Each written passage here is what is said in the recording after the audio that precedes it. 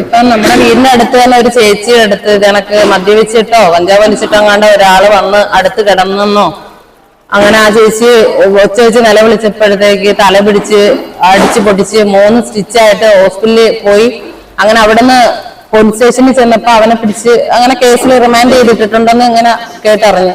പിന്നെ നമ്മുടെ വീട്ടിലെന്ന് വെച്ചാൽ ഞങ്ങളുടെ വീടിന്റെ അടുത്ത് തന്നെ കുറെ പിള്ളേരുണ്ട്. അതും 19-20 വയസ്സൊക്കെ ഉള്ള പ്രായമുള്ള പിള്ളേർ 2000 രൂപയ്ക്കൊക്കെ സാധനം മേടിച്ചിട്ട് ഇങ്ങനെ 10,000-7,000 രൂപയ്ക്കൊക്കെ കച്ചവടം ചെയ്യുന്നതൊക്കെ നമ്മൾ കേട്ടറിവാണ്, കണ്ടിട്ടില്ല. പക്ഷെ ഈ അടുത്ത സമയത്ത് തന്നെ വേറൊരു 2 കുട്ടികളായിട്ട് പോലീസ് ഇങ്ങനെ പിടിച്ചപ്പോ അതിൽ കണ്ട കഞ്ചാവ് പൊതിയുന്ന പേപ്പറോ അങ്ങനെയൊക്കെ കിട്ടിയതായിട്ട് ഇങ്ങനെ അറിഞ്ഞു. അങ്ങനെ എന്റെ അടുത്തുള്ള തന്നെ എന്റെ ഒരു ഫ്രണ്ടിന്റെ മോനും അതിനകത്ത് ഉൾപ്പെട്ട് അങ്ങനെ അവളെ വിളിച്ച് അങ്ങനെ ഞാൻ പോയപ്പോഴത്തേക്ക് അവിടുത്തെ സാറന്മാരെ ഇതേണക്ക് പറഞ്ഞത് കഞ്ചാവ് പൊതിയുന്ന പേപ്പറാണെന്നും ഇങ്ങനെയാണ് എന്നൊക്കെ പറഞ്ഞു. പിന്നെ കുത്തിവെപ്പ് അങ്ങനെ ഞാൻ ആ പയ്യനോട്, വേറൊരു പയ്യനുണ്ട്, അവന്റെ കൈ നോക്കിയപ്പോ കുത്തിവെച്ച കുറെ പാടുകളായിരുന്നു ഞാൻ കണ്ടത്. അപ്പൊ ഞാൻ അവനെ അടിക്കുകയും ചെയ്ത് വഴക്കും പറഞ്ഞു, നീ ഇങ്ങനെയൊന്നും ചെയ്യരുത്. നമ്മളെ ഇടവരം പോലീസുകാര് എല്ലാവരും നല്ല രീതിയിൽ തന്നെ നമ്മുടെ അടുത്ത് ഇടപെടുന്നതും നമ്മള് എന്ത് കാര്യത്തിനായാലും അവര് നമ്മളെ കൂടെ ഉണ്ടാവും.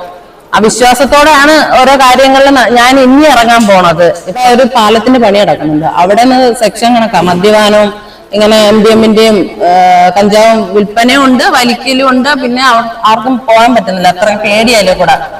പട്ടിയെ പേടിച്ചായിരുന്നു മുമ്പ് ഇരിക്കുന്നത്, ഇപ്പൊ മനുഷ്യനെ പേടിച്ച ആളുകൾക്ക് അങ്ങോട്ട് പോകാൻ പറ്റാത്തൊരവസ്ഥ. മുമ്പ് എനിക്കൊരു പഴയ ഫോണുണ്ട്, ആ ഫോണിനകത്താണെങ്കിൽ മിക്ക ഇതണക്കുള്ള സംഭവങ്ങളുണ്ട്. അതായത് ഈ മദ്യപാനം കഞ്ചാവ് വലിക്കുന്നൊക്കെ ഞാൻ എന്റെ ഫോണിനകത്ത് പകർത്തുമായിരുന്നു കേട്ടോ. ആ ഫോണ് എന്റെ നഷ്ടപ്പെട്ട, അല്ലെങ്കിൽ അതിനകത്ത് കാണാമായിരുന്നു. ഈ പറയുന്ന കണക്ക് പട്ടിയെടുത്ത് പോലും അവര് പീഡനം ചെയ്യുന്നതായിട്ട് നേരിട്ട് കണ്ട. അതായത് ഞങ്ങള് കുറെ പേരുണ്ടായിരുന്നു. ഒരു ദിവസം ഉച്ചയ്ക്ക് ഞാൻ ഇങ്ങനെ നിന്ന സമയത്ത് മേളിൽ നിന്നപ്പോ ഒരാള്, അതായത് നമുക്ക് നല്ലപോലെ അറിയാം, നമ്മൾ ഫ്ലാറ്റിലുള്ള, അപ്പം പുള്ളിക്കാരൻ എന്താണ് പട്ടിയെടുത്ത് പോലും ഇങ്ങനെ കാണിക്കുന്നതായിട്ടുള്ള ഇത് ഞങ്ങൾ വീഡിയോയിൽ ഫോണിൽ പകർത്തിയിട്ടുണ്ടായിരുന്നു. പിന്നെ അവിടെ വന്ന് കഞ്ചാവ് വലിക്കുന്നതും മദ്യപിക്കുന്നതിന് മുമ്പ് ഞാൻ ഇങ്ങനെ ഫോണിൽ പിടിക്കുമായിരുന്നു. ആ ഫോണ് എന്നെ ഒന്ന് നഷ്ടപ്പെട്ടു, അല്ലായിരുന്നെങ്കിൽ അതെല്ലാം ഞാൻ ഇവിടെ തെളിവ് സഹിതം ഞാൻ കൊണ്ടുവന്ന് കൊടുത്താന്.